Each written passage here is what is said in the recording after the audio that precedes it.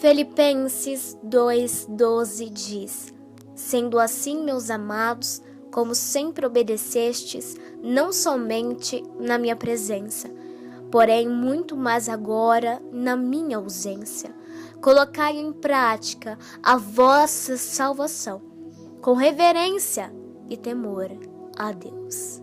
Paulo diz para a igreja que desde o início eles obedecem, não somente quando ele estava presente naquela igreja, porém muito mais agora que ele não visita essa igreja.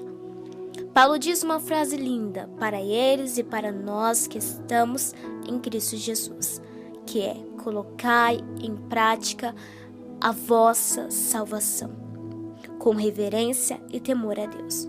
No entanto, a prática das nossas salvações é ajuntar a reverência e temor a Deus. Reverência é obediência a Deus.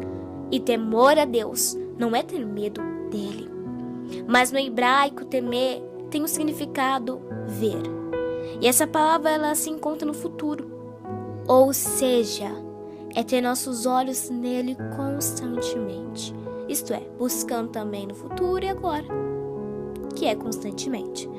A nossa salvação está em praticar a obediência a Deus e ter nossos olhos em Deus constantemente, buscando Ele constantemente, porque é assim que sabemos da sua vinda. Como a própria palavra de Deus diz em Mateus 25:13: Portanto, vigiem, porque não sabem o dia e a hora.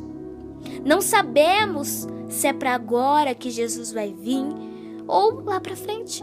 Mas se praticamos a nossa salvação, como Filipenses nos diz, com a obediência a Deus e buscando Ele constantemente em espírito e em verdade, sabemos da sua vinda. Na passagem de Filipenses, nos ensinou que existe a salvação feita para alguém pela obediência a Deus e buscando Ele constantemente.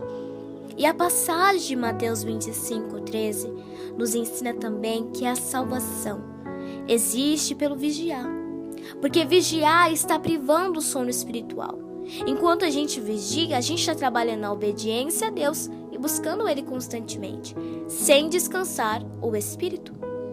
Tanto que o próprio Jesus, ele conta uma parábola que o reino de Deus é semelhante a 10 virgens que pegaram suas candeias e saíram para encontrar-se com o noivo. 5 delas eram insensatas e 5 eram prudentes. Observe que Jesus ele usa a palavra insensata e prudente. Uma pessoa insensata, segundo o dicionário, é aquele que é desequilibrado, irresponsável. Tanto que Jesus vai dizer que as insensatas pegaram suas candeias, mas não levaram óleo consigo. Já a pessoa prudente, ela é capaz de evitar perigos desnecessários.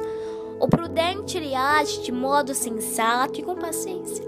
As insensatas, elas levaram apenas suas lâmpadas e não o azeite.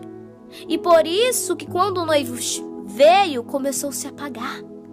A sua luz era suficiente se estivessem acesas até o noivo chegar.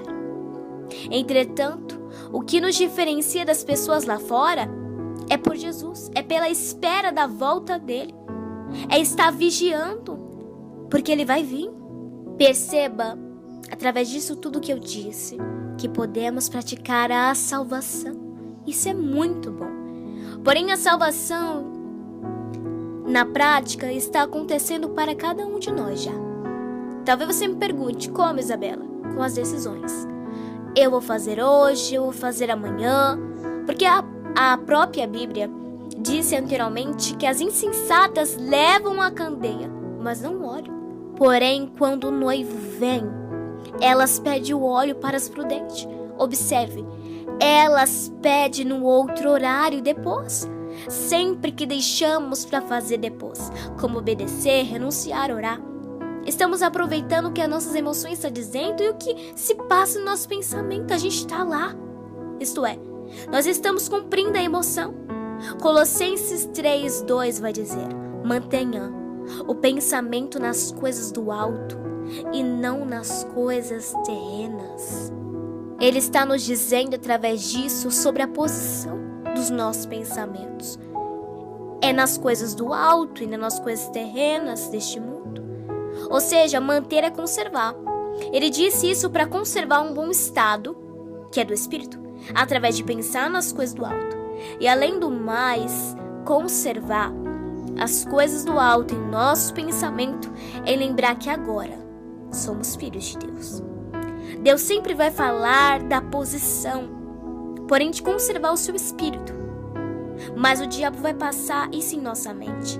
Você pode ser maior, ou seja, o diabo sempre passa palavras para confortar as nossas emoções, fazendo com que nós use elas. Isso nos prova em Gênesis 3:4, que vai dizer assim: disse a serpente à mulher: certamente não morrerão. Deus sabe que no dia em que dele comerem, seus olhos se abrirão, e vocês, como Deus, serão conhecedores do bem e do mal. Quando o diabo disse isso, a Bíblia nos confirma que a mulher começou a ver que o fruto era bom para se comer e agradável aos seus olhos. Tomou do seu fruto, comeu e deu ao seu marido. O diabo confortou as emoções da mulher, e assim ela usou o que estava dentro dela, que eram suas emoções. Isso nos ensina a respeito da nossa salvação, que se a gente não vigiar, vamos confortar as nossas emoções, sim.